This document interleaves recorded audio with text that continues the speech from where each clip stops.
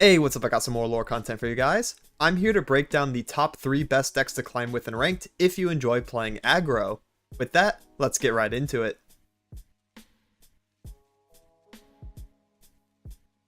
And we're going to be starting with a deck that I covered on my most recent meta report. It's been pumping numbers, and that is Teemo Yuumi Elusives.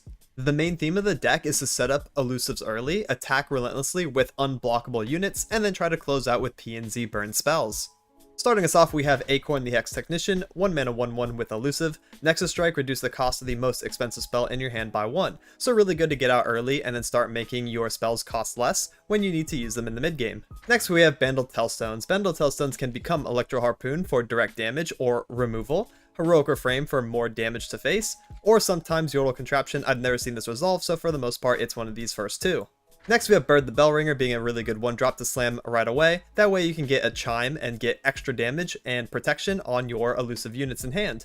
Next we have one quick Pie Toss. We don't want to invest too much in Pie Toss, just use it in the games that we open it. Pie Toss is really good against aggro decks like Jhin Annie. It's also really good against Omen Hawk, right? That way we can take away a elusive blocker from the opponent and try to push our damage forward. We can also use Perilous Pastry to deal 1 extra damage to the enemy nexus if that comes up. And next we have Teemo, our first champion, 1 mana 1/1 with Elusive, puts Puff Caps in the enemy deck. He will level in some games but not too often. We're not fully investing in the Poison Puff Cap synergy. For the most part we're just using him as another elusive attacker. However, the opponents will take damage over the course of the game if you do load their deck with Puff Caps, so bonus points there.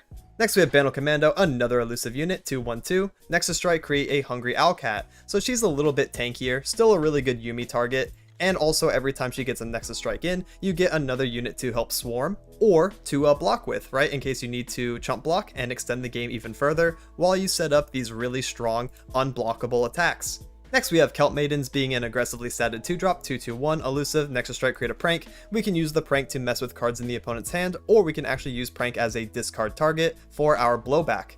Next we have Mystic Shot, which is primarily going to be used as burn finish. That way we can shoot the enemy nexus for any remaining HP they may have later on, and also we can use it to deal with elusive blockers in the mid game, so pretty flexible card.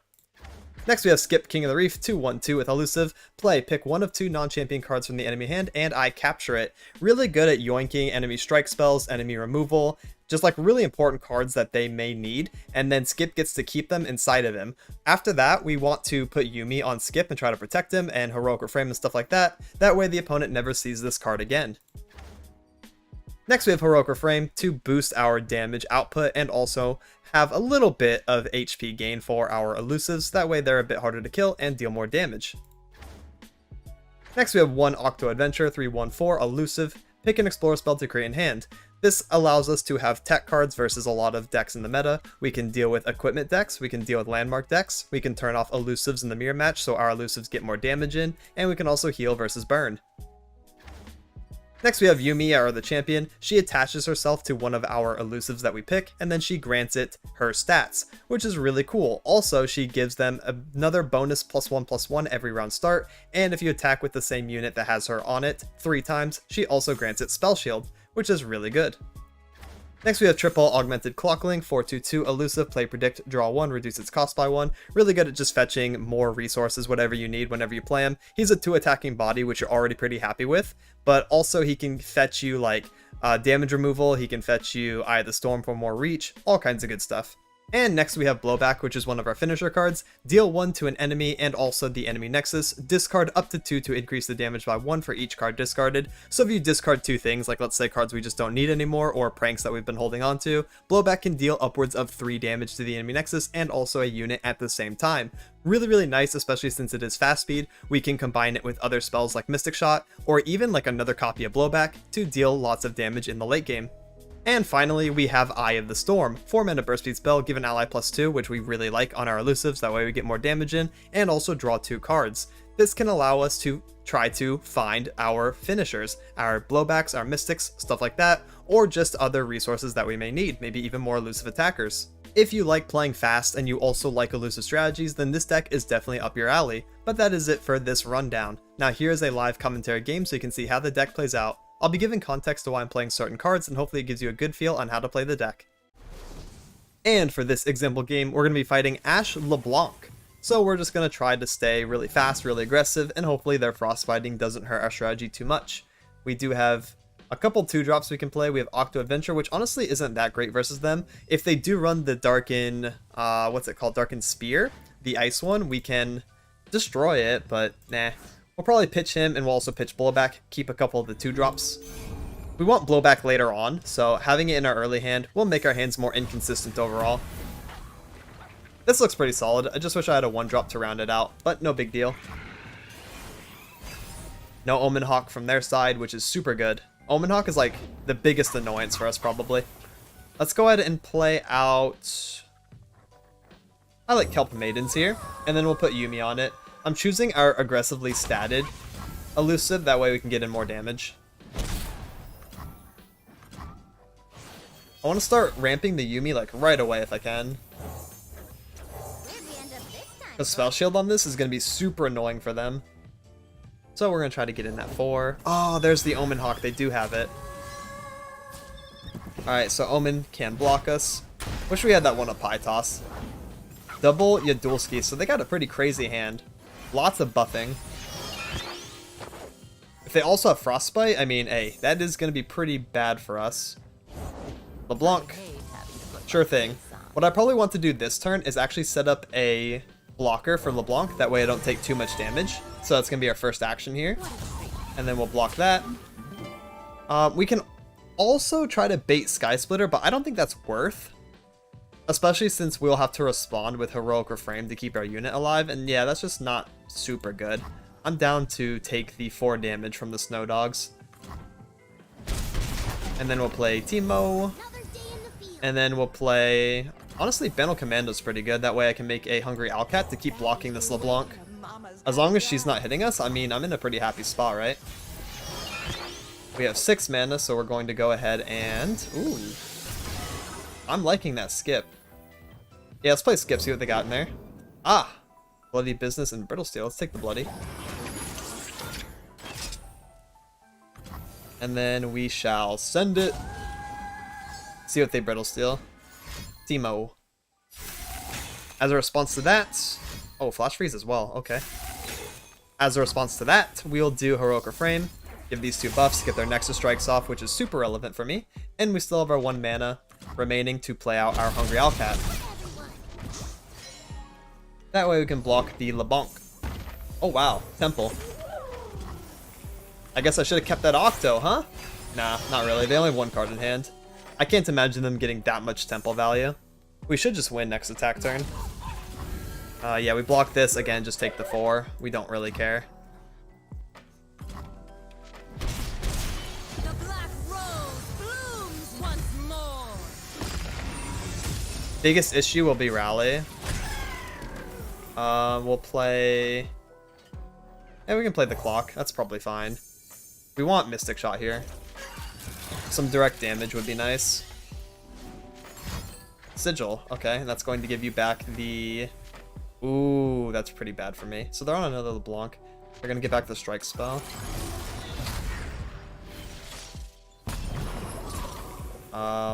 Okay. They can't cast it yet. So maybe we're okay. We're going into turn 7. We're going to open attack.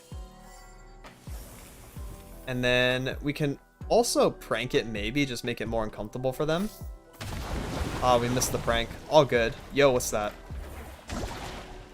Hit the mirror image, right? Yes. And then send it.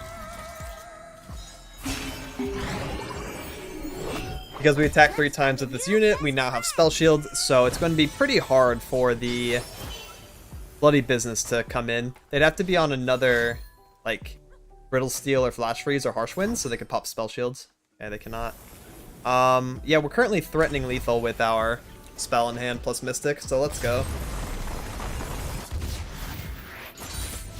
And the next deck I have for you is my personal favorite and also my main, and that is Jhin Annie. The coolest thing about Jhin Annie is that it is a burn aggro deck, however it has some spiciness that makes it unique. The 2 main mechanics are skills, which basically apply direct damage to the enemy nexus by attacking, and also stuns, which make it to where the opponent can't block us. Starting us off, we have Annie as a 1/0/2, On attack call, she deals 2 to the enemy blocker. If it's dead or gone, she deals 2 to the enemy nexus instead. So if she's not blocked, she's just dealing 2 to the enemy nexus. So she's kind of like a 1-mana 2/2 but with quick attack. But it's really cool because it has skill synergy, and the skills matter a lot. Because for her specifically, she needs to see you play 6 fast speed spells, slow speed spells, or skills to level. Hers counts for herself as well. When I level created Tibbers in hand. Tibbers is awesome because he's a 6/5/5 with fearsome, very aggressive, and he also has an on-play skill as well that says stun an enemy, then deal 2 to all stunned or already damaged enemies. That way you can get really big board wipes, or also stun really important targets that the opponent is trying to set up. And next we have Crackshot Corsair, 1 mana 1/1, when allies attack deal 1 to the enemy nexus. This is fantastic because this is a skill. We want skills to level Annie, level Jhin, and also whittle the opponent's nexus down.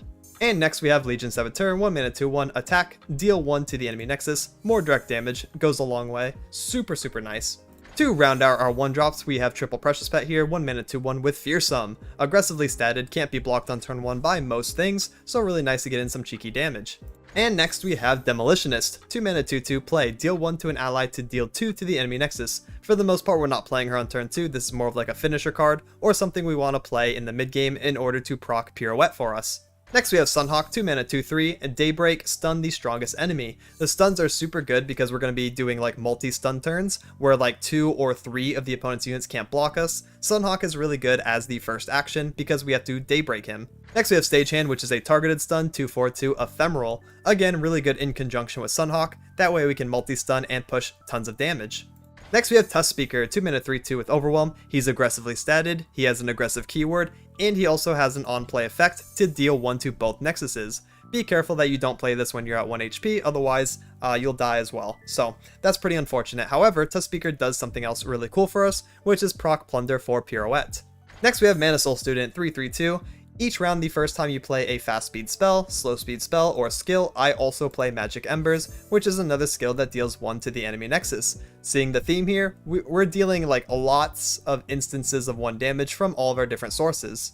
Next we have Triple Noxian Fervor, 3 mana fast speed spell, deal 3 to an ally, and deal 3 to anything. This is one of our main finishers since it is a big chunk of damage. We can also use it reactively if one of our units is dying, we can just turn it into nexus damage instead.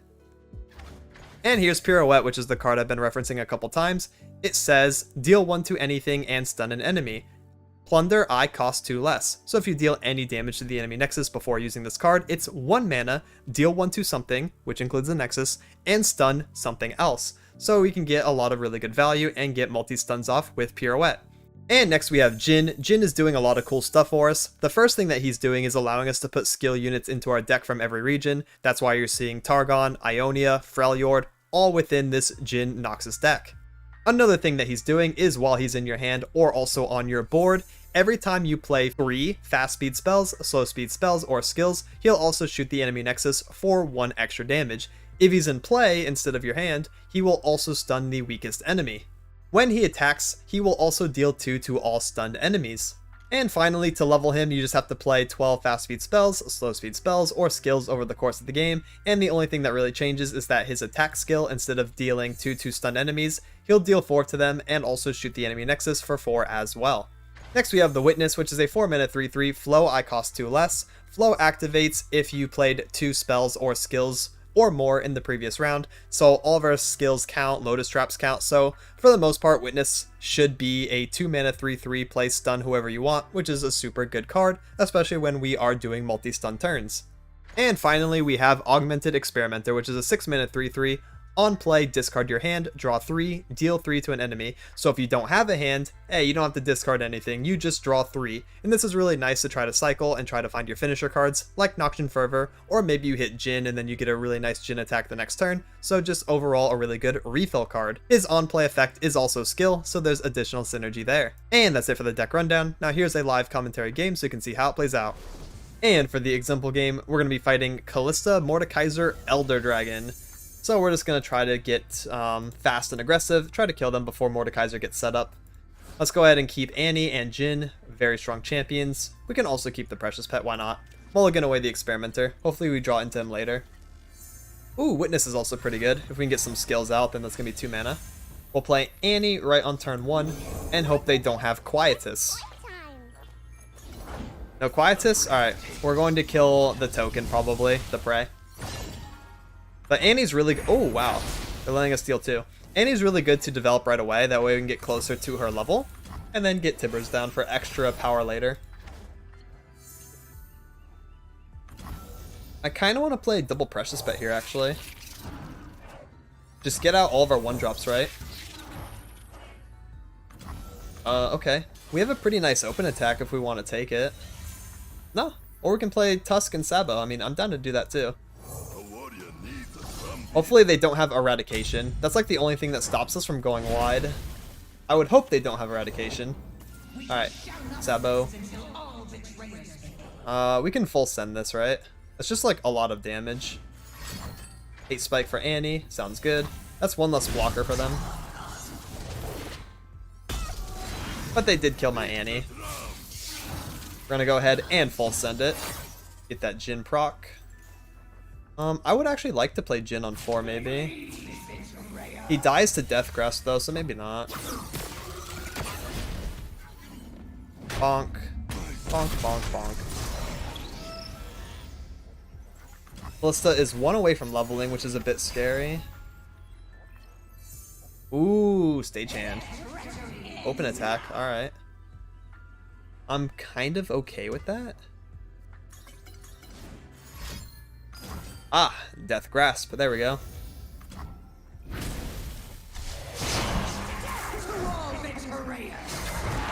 I would say that makes my Jhin a bit safer, but that's not technically true.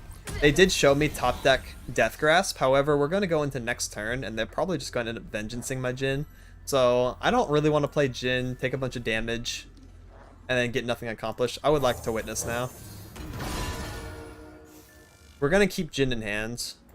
We always have to worry about Shadow Owl's removal, and if I lose Jhin, then we're getting no more Lotus Traps. Alright, let's top deck another skill unit here. Demo's good. We'll go ahead and lead the turn with Stagehand. If you do not have a part to play, take one. Now she cannot block us this turn. Oh, see, there's the Vengeance. They top decked it, but our Jhin is safe, which is nice. And he will be proccing an additional Lotus Trap for us. Remember the Because we're shooting here. There we go. And then we'll be pushing 2, 4, 6, 9 damage. Which looks like a lethal here, right on attack turn 5. You don't get much more aggressive than this, to be honest. There it is. They counted it out. And the last deck I have for you is Zed Gwen, which is half Ephemerals and also half Elusives. The main theme of the deck is to get Shark Chariot out early, have it die, and then have it as a reoccurring attacking threat whenever we attack with any of our other ephemeral cards. Starting us off, we have Boisterous Host, 1 mana 2/1 with Hallowed. Hallowed's a really good ramping attack mechanic that this deck also utilizes. Whenever a Hallow unit dies, a stack goes into your graveyard, and you get to basically cash in that stack whenever you attack with your first attacker each turn. So for example, if 3 Hallow units die, whenever you attack, you will gain +3 on your first attacker, right? And that's super good when your first attacker is an Elusive. Yes, we're dipping back into Elusive cheese a little bit for this one. So yeah, Boisterous Host is really good to get down early and start getting Hallow ramping. Next we have 2 Mark of the Isles, which is really good for a bunch of different situations. Extra damage, lethal attempts, extra HP and protection, and also Ephemeral Synergy to get more sharks. And next we have Shadow Apprentice, 1 mana 1/1 with Elusive. When you summon an ephemeral ally, give me +1/+0 this round, which is really good because, again, if we attack with an ephemeral, like let's say he gets the +1 from that because we summoned it, 2 sharks come out, that's another +2.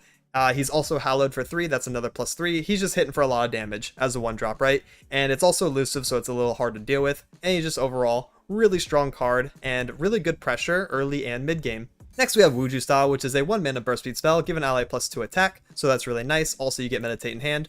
For an additional 2 mana, you can play some protection.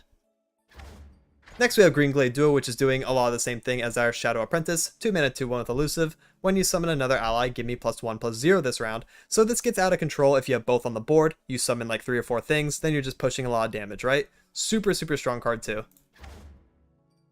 Next we have Redeemed Prodigy, which is a 2 mana 2/2. Attack, summon, and attacking Ghastly Band, so you get an additional attacker that is ephemeral and Hallow, and it's a 2/1. So really good pressure, really nice to get the Hallow going. And next we have Shark Chariot, which is a very important cornerstone of the deck. It is a 2/3/1, cannot block, Ephemeral, Last Breath. The next time an Ephemeral ally attacks, revive me attacking. So this stacks. If you kill off 2 sharks from its own Ephemeral, then you will get 2 attacking sharks whenever you attack with any Ephemeral. So it's just kind of crazy. You swarm, and these sharks basically come out of the graveyard to assist your attack. It's a really cool thematic. A lot of players like it, myself included. It's pretty neat, and it's also just a very solid aggro deck. Next we have Stagehand, another ephemeral card, which is nice to get the sharks going. 2/4/2 stun, that way we can, dip a little bit into the stun stuff, make it to where the opponent can't block us, and then we get more damage. Next we have Moonlit Glenkeeper, 3/2/3 with Fearsome. When you summon an ephemeral ally, grant it +1/+0. Also, Nightfall, summon a sapling. So he's just passively giving your ephemerals more attack, really nice to have on the board when you summon a bunch of sharks. And also, if you Nightfall him, so he's not the first card played in the round, you also get a 3/1 sapling to challenge something and try to deal with an annoying blocker. Next we have Opulent Foyer, which is a landmark, 3 mana. When I'm summoned, summon a Ghastly Band. Round start, if you have the attack token, summon another Ghastly Band. So we're going to be spamming these things, ramping up the Hallow, getting lots of attack. The best time to play Foyer is on Defense 3 as your first action. That way you can have a blocker for the turn if the opponent hasn't attacked yet, and then round start you will get another Ghastly Band, while also having a guaranteed 1 Hallow in your grave. Just super good overall, right on Defense 3. Next we have 2 Shadow Assassin, 3 mana 2/1 with Elusive, another great target for Hallow. When I'm summoned, draw 1, really good at trying to refill your hand, just basically pay for itself, find some more stuff, really good card. And next we have Stalking Shadows. It says pick a follower from the top 4 cards in your deck, draw it, and place the rest back into your deck, create an exact ephemeral copy. So you get 2 versions of the same card you pick, a normal one and an ephemeral one. Super good if we hit Shark Chariot, super good if we hit any of our elusives, that way we can push more damage. Just overall, really good refill card that has synergy with the deck. And next we have Zed, 3/3/2 with Quick Attack. On attack, summon an attacking Living Shadow. The Living Shadow is important because it's ephemeral, so we're going to get a bunch of sharks. He's really good attack pressure. He's really scary right on attack 3, as long as you have the protection for him, right? So he doesn't die to Mystic right away. And he's super nice. If you attack with him and his Shadow, and 2 things go through to the enemy nexus, you'll level, and then just have like a higher attack Zed. That's basically all he's doing. We're not trying to force his level, but if it happens, that's fantastic. He's just a really good attacker. Also, something that he does is whenever he gains Hallow, he will also share that to the Living Shadow that is attacking, since it copies his stats. So like, let's say Zed attacks and you have 3 Hallow in grave, goes up to 6. You also summon a 6 attack Shadow, which is really strong. The opponent has to block both, or they take a bunch of damage. So overall, really good attack pressure. And next we have Gwen, 4 mana 3/4, also with Quick Attack and Hallow. Attack when another ally gains power from Hallow, so do I. Drain 2 from the enemy nexus. So if you attack with something first in the line, it gains +3. Gwen later down the attack line will also gain +3 herself. So you basically get to double dip the Hallow value and push even more damage that way. She levels up if she strikes and or drains for 10+ damage, and then she becomes even more powerful. Whenever she attacks, she'll drain 1 from the enemy nexus for every 2 power she has, which is really scary. You're going to be draining the enemy nexus, by the way, so this is like healing you too. Really good against aggro, and also really good at coming up with drain finishes. Sometimes she'll just hit for like 4 or 5, and that's insane. And finally we have Dragon Ambush, which is basically like a rally mechanic built into the deck. 5 mana slow speed spell, start a free attack with 2 Dragonlings. Your first Dragonling is going to gain Hallow, so it's going to heal a lot, and you can also summon sharks this way. What's really cool with Dragon Ambush is having your elusive set up, then you play Dragon Ambush first action on your attack turn, and then you'll summon the 2 Dragonlings, you'll summon a bunch of sharks, and then your elusives will gain stats. And then you get to attack again, because this was a free attack. So then your elusives go in, maybe you play another ephemeral, and the sharks come back a second time. Just overall putting in so much pressure and so much damage that this card can pretty much be considered a 1-card win con in a lot of situations. And that's it for the deck rundown. Now here's a live commentary game so you can see how it plays out. And for the example game, we're going to fight a classic control deck, Heimer Jace. Not as popular anymore since it got nerfed, but still probably pretty good. We have, wow, Poker Hand, 2 pairs. Pretty good at poker. Is it good at Legends of Runeterra though? Shadow, Shadow, Prodigy, Prodigy. We can play 1, 2, 2, 1. I mean, sure. It's a playable hand, but it is a weird one. We'll play Shadow Apprentice right on 1. Watch him get Quietist. No? Alright. Bonk. Our Prodigy is definitely going to get Mystic Shotted though. This card is like a must remove. Really important unit. So Prodigy, and then we're going to be met with a Mystic. And then we'll play Apprentice and another Prodigy. Oh, there's the Quietus. Alright, sounds good. Yeah. Yeah, that's Apprentice. I don't want to do Mark of the Owls this turn. Where's that removal? No? Okay, Prodigy. Now here comes the Mystic, right? There it is. They have the Quietus and the Mystic. Why not? So our early game has been deterred quite a lot. We would be in a good spot if they didn't have removal, but that's okay. As is the life of aggro versus control. We'll just try to play around it. Legion of the Severed. That's okay. Let's go ahead and do Shadow Assassin here. Draw a card. And then we'll take the 4 damage to face if they attack. Yeah. Next turn I'm feeling Stalking Shadows plus Moonlit or Zed plus Mark. Hello, Gwen. All pretty good options. Let's go ahead and do Stalking. Stalking plus multiple Boisterouses or multiple Stagehands. Probably Stagehand, right? We can get multi-stuns off. This is gonna be really good later. We don't have any Hallow, which is like the awkward thing because our Prodigies died, but it is what it is. Let's go for this. This seems like a pretty nice attacking board. Attack that. We're pushing 2, 4, 6, 8. That's pretty nice. There's Heimer, hello. Yeah, Deathless Heimer is pretty cool. So we're gonna go ahead and swing into that. Push, push, push, push. We have Fearsome on this. What you got? A second Mystic, okay. Quietus plus double Mystic plus Heimer in top 9. Good thing we did not play Zed then. Zed is pretty safe now, I would think. Board Sheaf, that's fine. Let's play Gwen here. And next turn's gonna be Zed, Stagehand, Stagehand. This is my top tier idea to push maximum damage. Soul Harvest. So be it. It is what it is. All the removal in the world. Hey, but hey, we got a Hallow in the grave finally. We just had to lose Gwen for it. For the most part, we're fine with just taking all this damage. We can do a block maybe here if we desire. But I'm kind of fine with just keeping my unit at full HP. It does bait more removal though, so honestly, like, what's the worst that could happen? If I block like this thing or this thing? Let's block this thing. Alright. Sentry, sure. Now it is our turn. Let's go ahead and do Stagehand. Stun that. Ramp up the Apprentice. Take one. What we do is so much bigger than us both. I hope they just play Jace. Okay, never mind. Stun that. If we seek forgiveness, we must commit all. Keep ramping the Apprentice. Maybe we just get like a really nasty one-shot combo this turn. We'll see. We definitely have some kind of lethal attempt with this combination of cards. Like, we have so much damage, it's ridiculous. Oh, Pharaoh's Financier is kind of annoying. Find a 6 cost plus spell. Alright, Zed. I played Zed last, so that he didn't get shot at some point during the play. I wanted to hide him because he's really good, but if he dies, then I guess he dies, right? He shouldn't though. Double Mark, we can push so much elusive damage, I think. I'm gonna put the Hallow on the Apprentice. What is this? What could it possibly be? Whoa! True Shot Barrage by Pharaoh's Financier. So it's dealing 3 to Zed, 2 to this, 1 to this.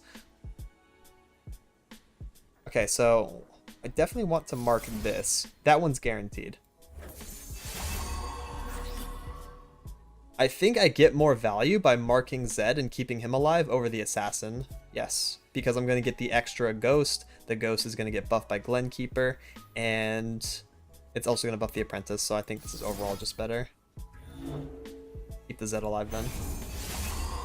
Alright, they gotta be kind of mad about this. Double mark is so cringe from me. Master.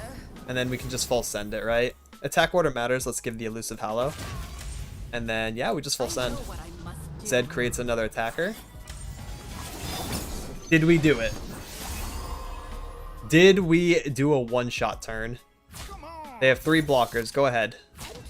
Yes, we did. Look at that. Minus 15 blocking most damage. Let's go. And that's it for the best aggro decks of the patch. Extra shout out to the patrons on screen. Much love and thank you for supporting. So for some closing thoughts, aggro is in a pretty okay spot right now, as long as you're willing to become a degenerate and play elusives or stuns. Jhin Annie is the closest to like a typical quote-unquote aggro burn style, but it has its own gimmicks and nuances. If you enjoyed this video or it helped at all, make sure to drop a sub if you're new and also a like for the algorithm.